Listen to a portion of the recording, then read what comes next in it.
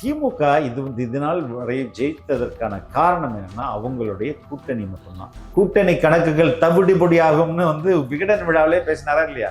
200க்கு 200 என்ற இருமாப்பு அப்படி இப்ப எங்க இருக்காங்க கூட்டணி கட்சி? அவங்க கூட யார் இருக்கா? பிரேமலதா விஜயகாந்த் அவர்கள் இருக்காங்க. இன்னைக்கு தேர்தல் வச்சா கூட அவங்க 0. அப்படியே ஜெயிச்சாலும் சிங்கிள் டிஜிட்ல ஜெயிப்பாங்க. ஏதாவது 1-2 எம்எல்ஏ அவ்வளவுதான். ஆதவ் சார் முன்னாடி பேசும்போதெல்லாம் ஒவ்வொரு இடத்துலயும் சொல்லுவாங்க அதிமுக அப்படின்ற கட்சி இருக்கணும், ஏன்னா எம்ஜிஆர் அவர்கள் உருவாக்கின கட்சி, அது ஒரு மாபெரும் அதுக்கு யார் காரணம்? ஏன்னா டிஎம்கே கூட கூட்டணி போடுற அளவுக்கு மோசமானவரா எடப்பாடி? இதை விட துரோகம் என்ன இருக்கு அப்படின்னு சொல்லிட்டு அவங்க எல்லாம் கலந்து போனாங்க. கரூர்ல எம்ஆர் விஜயபாஸ்கருக்கு ஓட்டு போட்டவங்க எல்லாம் திமுக வேணும்னு போட்டாங்கன்னா வேண்டான்னு போட்டாங்க. திமுக வேண்டாம் தானே. ஆனா அதே திமுக கூட இவர் எடப்பாடி போய் சேர்ந்தாருன்னா என்ன மீனிங்? செந்தில் பாலாஜியால ரொம்ப பாதிக்கப்பட்டவர் எம்ஆர் விஜயபாஸ்கர். திருச்சி ஜெயிலில் நானும் அவர் ஒன்னதான் தான். நான் ஒண்ணுமே செய்யல சார் மாதிரி பொய் கேஸ் வேணும்னு போட்டு வேணும் உள்ள தள்ளுறாங்க அப்படின்னு சொன்னாரு. அந்த அளவுக்கு பாதிக்கப்பட்டிருக்காரு செந்தில் பாலாஜியை எம்ஆர் விஜயபாஸ்கர். எடப்பாடி செந்தில் பாலாஜிக்கு முக்கியத்துவம் கொடுத்தாருன்னா எம்ஆர் விஜயபாஸ்கர் எப்படி இருக்கும்? சீமான் அவர்கள் ஸ்டாலின் சார், உதயநிதி சார் எல்லாரும் கூட க்ளோஸா இருக்கிறது, தொடர்ந்து பொது வேட்பாளரா அம்பாசமுத்திரத்துல நிப்பாட்ட போறோம் அப்படின்னு அது எல்லாமே வதந்திகள் தான். இவ்வளவு விஷயங்கள் அப்படி இருக்காது. இருந்தா இருக்கிற இப்ப இந்த 4% போயிடும். சீமான் எதற்கு செய்தியாளர்கள் சந்திக்கலாம். அதாவது கட்சி ஆரம்பிச்சிலிருந்து ஒவ்வொரு தேர்தலிலும் அப்வர்ட் போயிட்டு இருந்த அந்த கட்சி 8% ஒரு மிகப்பெரிய அச்சீவ்மெண்ட். டமால்னு 4 ஆயிடுச்சுன்னா இப்ப மறுபடியும் எப்படி கட்சியை கட்டமைச்சு அவர் எழுப்பணும்?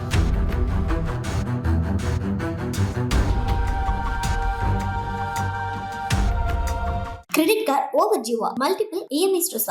இனி ஒரே இஎம்ஐல ஈஸியா மேனேஜ் பண்ணலாம். Power of one EMI. Vijay sir ஒரு இடத்துல கரூர்ல போயிட்டு குளத்தூர்ல 5 நிமிஷம் பேசுனதுக்கே கொத்து பரோட்டா போட்டாங்கன்னு ஒரு விஷயத்த சொன்னாங்க. இதுக்கு இவர் பதில் சொல்லியிருக்காரு சார், முன்னாள் அமைச்சர் ரகுபதி. என்ன அப்படின்னா, உங்களுக்கு 5 நிமிஷம் தான் ஸ்கிரிப்ட் கொடுத்தாங்க, 6வது நிமிஷம் நீங்க பேசியிருந்தீங்கன்னா நீங்க என்ன பேசுறீங்கன்னு மக்களுக்கு தெரிஞ்சிருக்கும், இந்நேரம் ஸ்டாலின் அவர்கள் முதலமைச்சராக இருப்பாங்க அப்படின்னு ஒரு விஷயத்த சொல்றாரு. அதாவது நீங்க 6வது நிமிஷம் பேசாததுனாலதான் நீங்க குளத்தூர்ல ஜெயிச்சிருக்கீங்க அப்படின்ற ஒரு ஸ்டேட்மெண்ட்.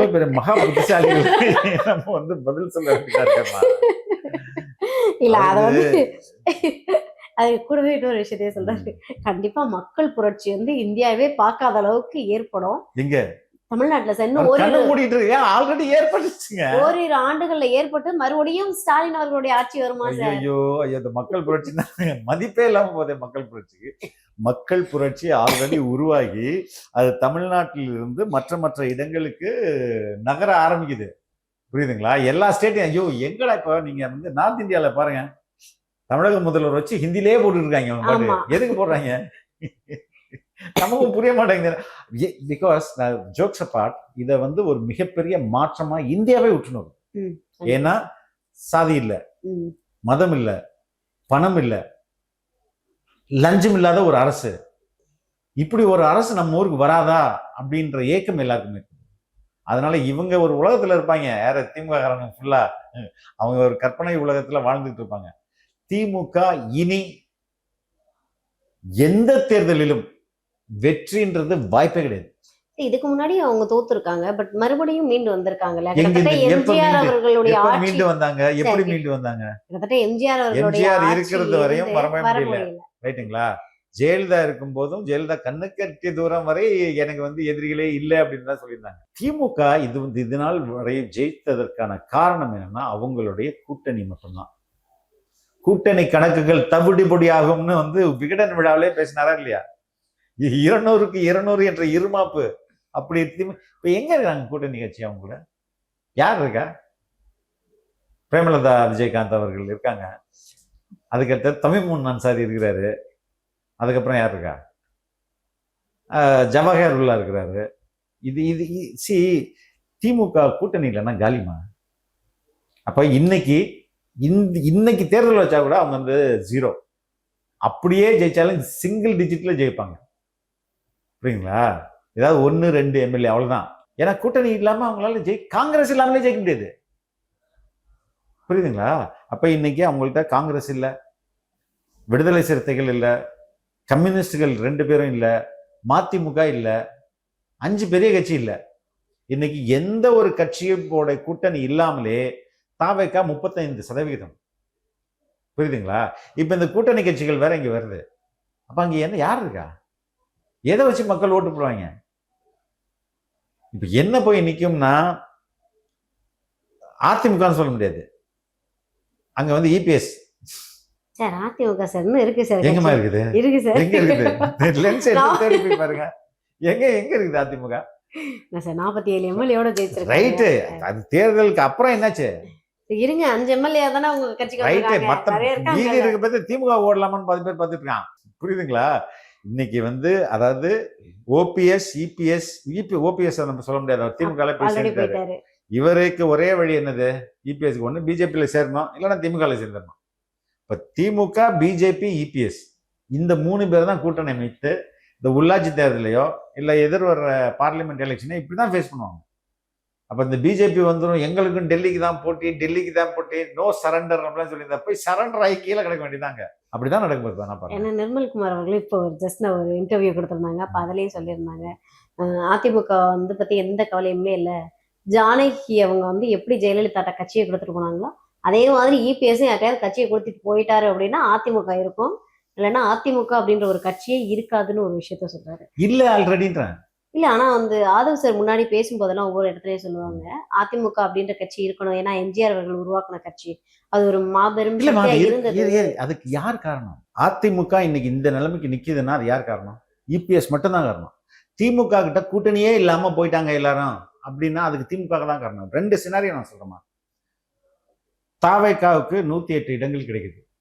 சிங்கிள் லார்ஜஸ்ட் பார்ட்டியா தாவேக்கா வந்து எமர்ஜ் ஆகுது. இப்போ 2 கட்சிகளும் திமுகவும் அதிமுகவும் என்ன சொல்லியிருந்துருக்கணும்? ஓகே, நாங்க ஜனநாயகவாதிகள், ஜனநாயகத்தின் மீது நம்பிக்கை உள்ளவங்க, மக்கள் வந்து தாவேக்காவுக்கு ஆதரவு கொடுத்துருக்காங்க, அவங்க நாட்டை ஆளட்டும், நாங்க வெளியில இருந்து ஆதரவு கொடுப்போம், அவங்களை டிஸ்டர்ப் பண்ண மாட்டோம், அதே நேரத்தில் நல்ல ஒரு எதிர்கட்சியா நாங்க செயல்படுவோம் இப்படின்ற ஸ்டேட்மெண்ட்டை சொல்லிட்டு அதே மாதிரி நடந்திருந்தாங்கன்னா என்ன நடந்திருக்கும்? விசிகா, பாமக, விசிகா, அதுக்கு அடுத்தது கம்யூனிஸ்டுகள், அதுக்கு அடுத்தது வைகோ, எல்லாருமே எங்க இருந்திருப்பாங்க? இந்தியன் முஸ்லீம் லீக் எல்லாமே டிஎம்கே கூட இருந்திருப்பாங்க. புரியுதுங்களா? அதே மாதிரி ஏடிஎம்கேயும் உடைஞ்சிருக்காது, எல்லாரும் அங்கே இருப்பாங்க. ஆனா என்ன பண்ணாரு இபிஎஸ்? இதெல்லாம் தள்ளிவிட்டு நம்ம முதல்வர் ஆயிடலாம்னு சொல்லிட்டு டிஎம்கே கூட கூட்டணி போட்டார்ல. அதனாலதான் இவ்வளவு நிலைமை. கூட்டணி அந்த டிஎம்கே ஏடிஎம்கே ஒன்னா சேர்ந்து பாஜகவோட கைடன்ஸோட ஆட்சி அமைக்கலாம் ட்ரை பண்ணும்போது தான் இது ரொம்ப டேஞ்சர் அப்படின்னு எல்லாரும் திமுக கூட்டணியில இருந்து வெளில வந்துட்டாங்க. ஏடிஎம்கே கூட்டணியில இருந்து ஏடிஎம்கே கட்சி உடைஞ்சு போச்சு. ஏன்னா டிஎம்கே கூட கூட்டணி போடுற அளவுக்கு மோசமானவரா எடப்பாடி, இதை விட துரோகம் என்ன இருக்கு அப்படின்னு சொல்லிட்டு அவங்க எல்லாம் கலந்து போனாங்க. இதுதானே நடந்தது. அப்ப இவங்க பண்ண தப்பு தானே. இவங்க மேல இவ்வளவு தவறு பண்ணாம அவங்க கொஞ்சம் நேர்மையா இருந்தா போதும், எல்லாத்தையும் காப்பாத்திட்டு இருக்கலாமே. இல்ல வந்து எல்லாருமே எகைன் போயிட்டாங்கல்ல, ஒரு சில எம்எல்ஏக்கள் மட்டும் தானே தாவேக்காவை நோக்கி வந்திருக்காங்க. ரைட்டுமா, இப்போ கட்சி உடைஞ்சிருச்சுல. இன்னைக்கு சிவி சண்முகம் எங்க இருக்கிறாரு? அதிமுகலே தான் இருக்காரு பொறுப்பு. அப்ப தங்கமணி, வேலுமணி எல்லாரும் அதிமுக தானே சார் என்ன ஒன்னாவா இருக்கிறாங்க? டிஸ்இன்டகிரேட் ஆயிடுச்சுல. எஸ், ஏன்னா இன்னைக்கு கூட ஒரு விஷயத்த ஐபிஎஸ் அவர்கள் பண்ணியிருக்காங்க. ஏன்னா அந்த டைம்ல வந்து சண்முகம் அவர்களுக்கு ஆதரவா இருந்த 11 பேரை வந்து நீக்கம் பண்ணிருக்கிறதா ஒரு தகவல். தனி மரமா நிப்பாரு இபிஎஸ். எல்லாரையும் வெட்டி வெட்டி வெட்டி வெட்டி விட்டாருங்க. கடைசியா வெட்டுறதுக்கு ஆள் இல்லாம அவர் மட்டும் தான் இருப்பாரு. அவருக்காலே அவர் வெட்டிக்கணும். ஆனா அவரு ஒரு ஸ்டேட்மெண்ட் கொடுத்தாரு 2 நாளைக்கு முன்னாடி, நீங்க பாத்தீங்களா என்னன்னு தெரியல. ஏன்னா நாங்க சாப்பிட்டு போட்ட எச்சலையா? இல்ல சார் சிஎம் சார் போயிட்டு கரூர்ல பேசியிருந்தாங்கல்ல, இவங்க வந்து கூட்டு களவாணிகள் அப்படின்னு. யாரை பார்த்து களவாணின்னு சொல்றீங்க? அதிமுகல இருந்து எம்எல்ஏக்களை திருடக்கூடிய நீங்க தான் முதலமைச்சர் அவர்களே களவாணி அப்படின்னு சொல்லி. எம்எல்ஏக்களை யாருமா திருநா? எம்எல்ஏக்கெல்லாம் ரிசைன் பண்ணிட்டாங்களா இல்லையா? அப்ப எப்படி எம்எல்ஏக்கள்னு சொல்ல முடியும்? நீங்க இவர் பண்ண துரோகம் பிடிக்கல, நீங்க லிட்டரலா சொல்லுங்க. ஒரு உண்மையான ஜெயலலிதாவோட விசுவாசி, உண்மையான எம்ஜிஆரோட விசுவாசி டிஎம்கே ஏடிஎம்கே ஒன்று சேர்றதை விரும்புவாங்களா? எப்படி விரும்புவாங்க? விரும்ப மாட்டாங்களா? அப்ப கரூர்ல எம்ஆர் விஜயபாஸ்கருக்கு ஓட்டு போட்டவங்க எல்லாம் திமுக வேணும்னு போட்டாங்களா வேண்டான்னு போட்டாங்களா? திமுக வேண்டாம் தானே. ஆனா அதே திமுக கூட இவர் எடப்பாடி போய் சேர்ந்தாருன்னா என்ன மீனிங் இது? அதே செந்தில் பாலாஜியால ரொம்ப பாதிக்கப்பட்டவர் எம்ஆர் விஜயபாஸ்கர். திருச்சி ஜெயில நானும் அவர் வந்து ஒன்னதான் இருந்தோம். ஆமாமா, எம்ஆர் விஜயபாஸ்கர் திருச்சி ஜெயில நான் இருக்கும்போது தான் இருந்தாரு. ஒரு 10-15 நாள்ல ஒரு ஜாமீன் கிடைச்சிருச்சு. நான் ஒண்ணுமே செய்யல சார், மாதிரி பொய் கேஸ் வேணும்னே போட்டு வேணும் உள்ள தள்ளுறாங்க அப்படின்னு சொன்னாரு. அந்த அளவுக்கு பாதிக்கப்பட்டிருக்காரு செந்தில் பாலாஜி, எம்ஆர் விஜயபாஸ்கர். அதே எம்ஆர் விஜயபாஸ்கர் அவருக்கு முக்கியத்துவம் கொடுக்காம எடப்பாடி செந்தில் பாலாஜிக்கு முக்கியத்துவம் கொடுத்தாருன்னா எம்ஆர் விஜயபாஸ்கர் எப்படி இருக்கும்? ஏடா இவ்வளவு பெரிய துரோகியா நீ அப்படின்னு நினைக்க மாட்டாரா? அதான் நடக்குது. இல்ல எம்ஆர் விஜயபாஸ்கர் அவர்கள் மேலேயும் விஜயபாஸ்கர் அவர்கள் மேலேயுமே இன்னுமே வழக்கு இருக்கு அப்படின்றது. வழக்குகள் இருக்குமா? நான் கேட்கறது எடப்பாடி துரோகம் பண்ணாரா இல்லையா? அப்ப எப்படி அவங்க இருப்பாங்க? அங்க வழக்கு இருக்கதான் செய்யும். வழக்கு அவங்களுடைய வழக்கு அவங்க தான் பாத்துக்கணும். அதுக்காக வழக்கெல்லாம் வாபஸ் வாங்குறது என்ன திமுக வந்து? இல்ல ஐஸ்வரி கணேஷ் வந்து விஜயபாஸ்கர் அவர்கள் மேல கொடுத்த ஒரு இடி விசாரணை வேண்டாம் அப்படின்னு சொல்லிட்டு அந்த வழக்கை வந்து வாபஸ் வாங்கியிருக்காரு சார். அவர் எப்படி வாபஸ் வாங்க முடியும்? இடி கிட்ட எல்லாம் அவர் யாரும் வாபஸ் வாங்க முடியாது. இல்ல இடி விசாரணை பண்ணணும்னு சொல்லிட்டு ஒரு வழக்கு கொடுத்திருந்தாரு. இடி விசாரணை தான். அது இடின்றது டிஃப்ரெண்ட் பாடி. நீங்க கம்ப்ளைண்ட் கொடுத்து வர்றது இல்ல, அது ஆட்டோமேட்டிக்கா வந்துடும். ஏன்னா அதையும் விமர்சனம் பண்ணிட்டு இருக்காங்க. நீங்க பாத்தீங்க சொல்லிட்டு விஜயபாஸ்கர் நார்மலா இப்ப ஏன் மேல இருந்த வழக்குகள் இருக்குல்ல, எல்லா வழக்குக்கும் யாராவது ஒரு கம்ப்ளைண்ட் கொடுக்கணும். கம்ப்ளைண்ட் கொடுத்து அப்ப என் வழக்கெல்லாம் யார் தான் கம்ப்ளைண்ட் கொடுப்பா? போலீஸ்காரே கொடுப்பாரு. நான் உட்காந்து போன்ல நோண்டி கொண்டிருந்தேன், அப்போ இந்த வீடியோ வந்தது, சடேன் என்று பார்த்தேன், இப்படிதான் இருக்கும். அதில் வந்து உயர் காவல்துறை அதிகாரிகளை மிக மோசமாக இவர் பேசினார், எனக்கு மன உளைச்சல் ஆயிடுச்சு, உடனே நடவடிக்கை எடுக்கணும் போலீஸ்காரே அவங்க இன்ஸ்பெக்டர் கம்ப்ளைண்ட் கொடுப்பாரு. அதை வச்சுக்கிட்டு அவங்க என்ன வந்து அரெஸ்ட் பண்ணுவாங்க. இப்படிதான் எல்லாத்துலயும் நடக்கும். ஐ மீன் எனக்கு நடந்தது. இப்ப யாராவது ஒருத்தர் கம்ப்ளைண்ட் பண்ணணும். ஆனா இடி யாரு கம்ப்ளைண்ட் பண்ணியும் வராது. ஒரு எஃப்ஐஆர் இருந்து அந்த எஃப்ஐஆர்ல இங்க இருந்து பணம் வந்து வெளியில போயிருக்கு, சரியா வந்திருக்கு, ஒரு மணி லாண்டரிங் நடந்திருக்கு அப்படின்னா ஆட்டோமேட்டிக்கா அது கழுகு மாதிரி வந்து உட்காந்துரும். அதை யாரும் நீங்க போன்னு சொல்ல முடியாது, நீ வான்னு சொல்ல முடியாது. அதனால இடி வழக்கு தான், அதை யாரும் மாற்றவும் முடியாது. வழக்குல எந்த காம்ப்ரமைஸும் பண்ணவே மாட்டோம். எதுக்கு நாங்க பண்ணணும்? அதிமுக பாஜக திமுக கூட்டணி வைக்க போதுன்னு இன்னைக்கும் நிர்மல்குமார் அவர்கள் சொன்னாங்க. நானும் பலமுறை இதான் சொல்லிட்டு இருக்கேன். நீங்களும் பலமுறை, நீங்க மட்டும் இல்ல, தாவேக்கால இருக்க பலரும் இதான் சொல்றீங்க. ஆனா கூட்டணிக்கு வந்திருக்கக்கூடிய திருமா சார் வந்து ஒரு விஷயத்த சொல்றாரு. என்ன அப்படின்னா, திமுக கூட தாவேக்க கூட்டணி வைக்கணும் பாஜக எதிர்க்கிறதுக்கா அப்படின்னு. இதை வந்து காங்கிரஸும் வரவேற்பு தெரிவிக்குது. ஏன்னா திருமா அவர்கள் சொன்னதுல எந்த தப்பும் கிடையாது, பாஜக எதிர்க்கணும்னா அதுக்கு திமுகவும் தாவேக்கவும் ஒன்னா சேரலாம், தவறு கிடையாது அப்படின்னு ஒரு விஷயத்த சொல்றாங்க. திமுக வேண்டாம் தான் இங்க தாவேக்கவே வந்திருக்கு அப்படின்னு அவர்களுடைய விருப்பத்தை தெரிவிக்கிறாங்க. இல்ல திமுக வேண்டான்ற ஒரு ஸ்டாண்ட் எடுத்து அவருடைய விருப்பம். திருமாவளவன் அவருடைய விருப்பத்தை தெரிவிக்கிறார், அவ்வளவுதான். அது நடக்க விடாம திமுகவே பாத்துக்கோ. புரியுதுங்களா? சரி, it is that will never happen. இல்ல இந்த மாதிரியான ஒரு ஸ்டாண்ட் எடுக்கிறதுக்கு என்ன ரீசன்? பிகாஸ் என்னன்னா அவங்க தேவையில்லாத அப்படி இல்ல, இப்பவும் சொல்லிட்டு இருக்காங்க சார். அவங்க சொல்லட்டுமா? அது மக்கள் வந்து இன்னைக்கு எப்ப அவங்க வந்து ஒரு அது வந்து ஒரு ஃபோர்ஸே இல்ல. அந்த ஃபோர்ஸ் வச்சு நீங்க என்ன பண்ண போறீங்க? இன்னும் 47 எம்எல்ஏக்கள் வச்சிருக்காங்க. இருக்கட்டுமா, 108 பேர் வச்சிருக்கோமா? இன்னுமே மக்கள் வந்து இருங்க. நிறைய பேரு நீங்களே உங்களுக்கு பேசிருக்காங்கன்னு தெரியல, எனக்கு சொல்லியிருக்கேன் சார், நாங்க வந்து போடலாம் தான் சார் இருந்தோம், ஆனா ஒருவேளை தோத்துருமோ தாவேக்க ஆட்சிக்கு வராதோ அப்படின்ற மனப்பான்மையில போடல சார் அப்படின்னாங்க.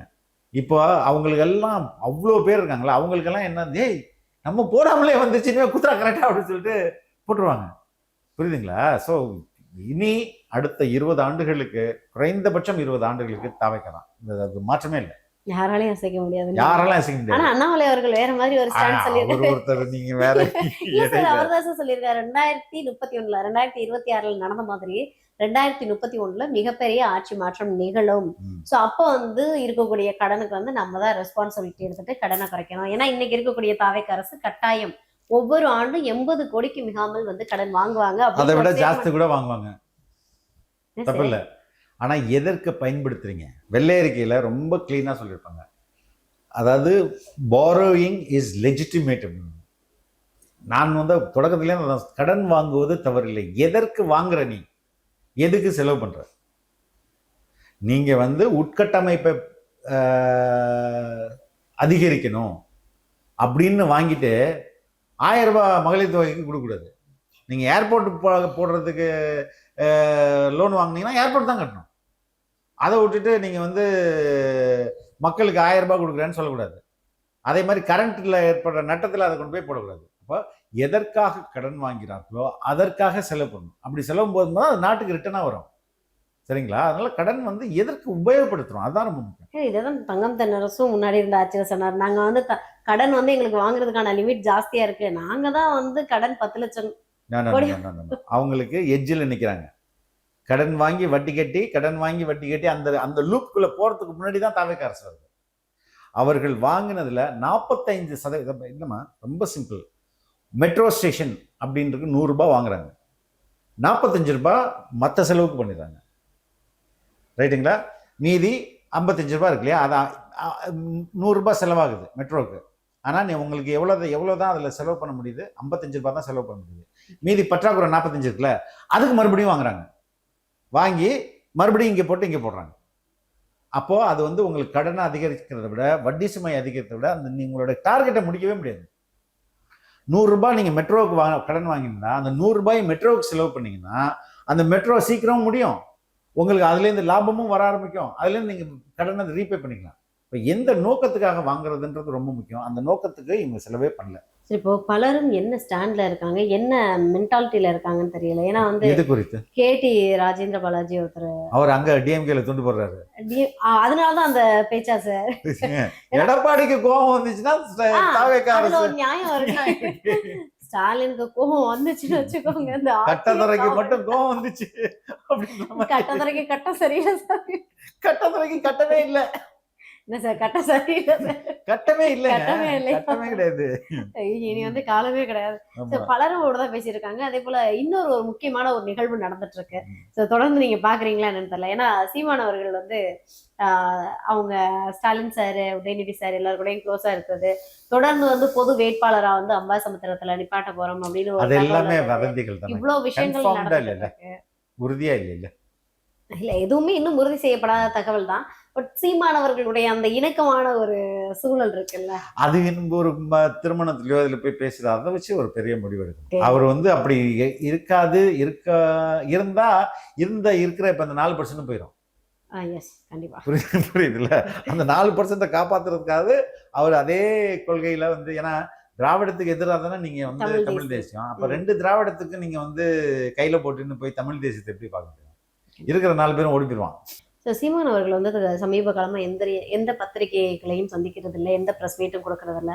ஏன்னா எலெக்ஷன் முன்னாடி எல்லாருக்கும் தெரியும், பத்திரிகையாளரை காலை மாலை சந்திக்கிற ஒரே பர்சன் யாரு அப்படின்னா சீமான் அவர்கள் தான். என்ன ஆச்சு சீமான் அவர்களுக்கு? ஏன் தொடர்ந்து பத்திரிகையாளர்களை அவாய்ட் பண்றது மாதிரி இருக்குது? அது இன்னைக்கு ஆனா ஒரு ஸ்டேட்மெண்ட் மட்டும் கொடுத்துருக்காரு சார். என்ன அப்படின்னா, வந்தே மாதரம்ன்றது வந்து மதச்சார்பின்மைக்கு எதிரான ஒரு பாடல், அதை வந்து மத்திய அரசு நம்ம தமிழ்நாட்டுல திணிக்க பார்க்குது, இதை ஏன் தாவேக்கா அரசு எதிர்த்து கேள்வி கேட்க மாட்டேங்குதுன்னு ஒரு ஸ்டேட்மெண்ட் வச்சிருக்காரு. சீமான் எதற்கு செய்தியாளர்கள் சந்திக்கல? அதாவது கட்சி ஆரம்பிச்சிலிருந்து ஒவ்வொரு தேர்தலிலும் அப்வர்ட் போயிட்டு இருந்த அந்த கட்சி மேல் நோக்கியே போச்சு. 8% ஒரு மிகப்பெரிய அச்சீவ்மெண்ட். டமால்னு 4 ஆயிடுச்சுன்னா இப்ப மறுபடியும் எப்படி கட்சியை கட்டமைச்சு அவர் எழுப்புறது? என்னன்னு நீங்க சொல்லுவீங்க ஆன்சர் அதுக்கு? எதிர்காலமே இல்லாம நம்ம போன மாதிரி ஆயிடுச்சுமா. இப்ப தொடக்கத்துலேருந்து கட்டணும்ல கட்சியை, அது எதிர்பார்க்கல. பெரிய அடி, பல கட்சிகளுக்கு அடி. இவர் தனித்து நின்றதுனால அவருக்கு அந்த பர்சன்டேஜ் தெரிஞ்சு போச்சு. டிஎம்கேக்கு செம்ம அடி, அதனால தானே அவங்க வந்து ஆட்சிக்கு வர முடியல. ஏடிஎம்கேக்கு செம்ம அடி, அதனால ஆட்சிக்கு வர முடியல. புரியுதுங்களா? அதனால இது வந்து தாவேக்கா ஏற்படுத்திய தாக்கம் எல்லாரையும் அரசியலை பார்த்தோம் எல்லாரையும் நடுக்கத்தில் ஆழ்த்தி விட்டது. சரி, இப்போ அமைச்சர் கீர்த்தனா மாமா இருக்கட்டும், இல்லைன்னா ராஜ்மோகன் சாரா இருக்கட்டும், 2 பேருமே வந்து ஃபாரின் போயிட்டு வந்திருந்தாங்க பிசினஸ் விஷயமா. ஸோ ஆனா வந்து இவங்க 2 பேரும் ஏன் வந்து பர்சனல் பாஸ்போர்ட்ல வந்துட்டு ஃபாரின் போனாங்க, மத்திய அரசுக்கு வந்து எதுவுமே தெரிவிக்கல அப்படின்ற மாதிரியான ஒரு ஸ்டேட்மெண்ட்டை வைக்கிறாங்க. இதுல ஏதாவது கட்டாயம் அப்படின்ற ஒரு விஷயம் இருக்காது? யார் இந்த ஸ்டேட்மெண்ட்டை வச்ச புத்திசாலி? சரியான மரமண்டாமன், அறிவே இல்லாது ஏதாவது சொல்ல போறாங்க உண்மையிலேயே. ஏன்னா டிப்ளமேட் பாஸ்போர்ட்னு ஒன்று இருக்கு, டிப்ளமேட் வீசான்னு ஒன்று இருக்கு. இது ரெண்டுக்கும் இந்த 2ஐ பத்தி கொஞ்சம் கூட அடிப்படையே தெரியாத ஒரு லூசு கிளப்பி விட்ட இஷ்யூ இது. ஏன்னா இந்த டிப்ளமேட் பாஸ்போர்ட்ன்றது நம்மளுக்கு எல்லாருக்கும் ப்ளூ பாஸ்போர்ட், கரெக்டா? ப்ளூ கலர்ல பாஸ்போர்ட் இருக்கும். டிப்ளமேட் பாஸ்போர்ட்ன்றது ரெட் கலர்ல இருக்கும். இந்த ரெட் கலர் பாஸ்போர்ட்டு பிரைம் மினிஸ்டருக்கு பர்மனெண்ட்டாக இருக்கும், கேபினெட் மினிஸ்டர்ஸ்க்கு பர்மனெண்ட்டாக இருக்கும். பர்மனெண்ட்டாக லைஃப் லாங்கில் அந்த பீரியட் வரையும். அதுக்கு அடுத்தது எம்பிஸ்க்கு அந்த டென்யூர் வரையும் அது இருக்கும். ஸ்டேட் மினிஸ்டர்ஸ், சீஃப் மினிஸ்டர்ஸ், இல்லைன்னா மினிஸ்டர்ஸ், இவங்களுக்கு வெளிநாட்டில் உள்ள அந்த நாட்டு அரசுடன் பேச்சுவார்த்தை நடத்தும் போது மட்டும், இப்போ இங்கேருந்து ராஜ்மோகன் போய் ட்ரம்ப்பை சந்திக்கிறாரு, ட்ரம்ப் கூட எஜுகேஷன் பற்றி ஒரு மீட்டிங் நடத்துறாரு அப்படின்னா மட்டும் மத்திய அரசு அனுமதி பெற்ற பிறகு அந்த டிப்ளமேட் பாஸ்போர்ட்டை தருவாங்க. அந்த ரெட் கலர் பாஸ்போர்ட்டை இங்கேருந்து போயிட்டு அந்த மீட்டிங்கை முடிச்சுட்டு வந்த பிறகு அவர் என்ன பண்ணணும், மத்திய அரசிடமே அந்த பாஸ்போர்ட்டை திருப்பி கொடுத்துடணும். மற்றபடி நீங்கள் சொந்தக்காரங்களை பார்க்க போனாலும், அங்கே உள்ள கட்சி கூட்டம் நடத்தினாலும், அங்கே கச்சேரிக்கு போனாலும், அங்கே குடும்ப திருவிழாவுக்கு போனாலும், இல்லை டாக்டர் ட்ரீட்மெண்ட்டுக்கு போனாலும், இல்லை அங்கே தமிழ் சங்கத்தை போனாலும், நீங்கள் உங்களோட ப்ளூ பாஸ்போர்ட் மட்டும்தான் எடுத்துக்க முடியும். பிஸ்னஸ் ரிலேட்டடாக போனாலும் ப்ளூ பாஸ்போர்ட் தான். புரியுதுங்களா? எந்த நாட்டு அரசுடன் நீங்கள் பேச்சுவார்த்தை நடத்தும் போது மட்டும் டெம்பரரியா ஸ்டேட்டுக்கு, டெம்பரரியா கவர்மெண்ட்டு, ஹோம் மினிஸ்ட்ரி அந்த ரெட் கலர் பாஸ்போர்ட்டை தரும். இவர் போனது எதுக்கு? ஃபெட்னான்ற தமிழ் அமைப்போட கூட்டத்தில் கலந்துக்கிறது. ரைட்டுங்களா? இதுக்கு எதுக்கு டிப்ளமேட் பாஸ்போர்ட்? எந்த மட்டையம் சொன்னது இதை? மத்திய அரசு. இல்ல மத்திய அரசு இல்ல, இவருக்கு டிப்ளமேட் பாஸ்போர்ட்ல போகணும் அதான் சட்டம்னு எந்த மடையும் சொன்னான்? புரியுதுங்களா? இது மறுபடியும் ஒரு அவதூறு தான். என்னடா அவதூறு கலப்பலாம் அப்படின்னு கூகுள் பண்ணி பார்த்துருப்பாங்க. ஓ, டிப்ளமேட் பாஸ்போர்ட் எவனுக்கும் தெரியாது, நம்ம அடிச்சு விட்டுருவோம் அப்படின்னு அடிச்சு விட்டது தான். எப்படிமா அது? பெரிய பெரிய சீனியர் ஜேர்னலிஸ்ட்லாம் அதை பேசிட்டு இருக்காங்க. மடையனாமலாம் இதை பற்றி கொஞ்சம் உண்மையிலே டிப்ளமேட் பாஸ்போர்ட்ன்றது தான், டிப்ளமேட்டிக் வீசான்றது இதே மாதிரியான உங்களுடைய அரசு சார்பு. நீங்க அமைச்சர் தான், அங்க நீங்க என்ன பண்ண போறீங்க? அங்க போறதுக்கான பர்பஸ்னு ஒன்று இருக்கு. ஆமா, அங்க போய் நீங்க அந்த அரசோட, இப்ப அமெரிக்க அரசோட நீங்க உரையாட போறீங்க, இல்லைன்னா ஈரான் அரசோட உரையாட போறீங்க, ஈரான் அமைச்சரை சந்திச்சு நீங்க ஒப்பந்தம் போட போறீங்க. அப்படின்னா மட்டும்தான் இந்த டிப்ளமேட்டிக் பாஸ்போர்ட்டும் சரி, டிப்ளமேட் வீசாவும் சரி. இதுக்கெல்லாமா கொண்டு இது ஒரு விவாதம்னு வைக்கிறாங்களே, அவன் செருப்புகள் தேடி மாட்டிக்க கூடாதா? ஏடா பேசிட்டு இருக்க அப்படின்ட்டு. இதுதான் இது அதான் தாவேக்கா எது செய்தாலும் அதுல உண்மை பொய் எதுவும் பார்க்கறது இல்லை, அவதூறு கலப்பி விடுவேன் அப்படின்றதான் அவங்களுடைய ஒரே இலக்கா இருக்குது. ஒற்றை இலக்கோட மொத்த எதிர்கட்சிகளும் சேர்ந்து செயல்பட்டு எதிர்கட்சியே இல்லை, அதாவது எதிரி கட்சி. ஓகே சார், மீண்டும் ஒரு நேர்காணல சந்திக்கிறேன். நன்றி. தேங்க்யூ. கிரெடிட் கார்டு ஓவர் ஜீவா மல்டிபிள் இஎம்ஐ ஸ்ட்ரெஸ். இனி ஒரே இஎம்ஐல ஈஸியா மேனேஜ் பண்ணலாம். Power of one EMI.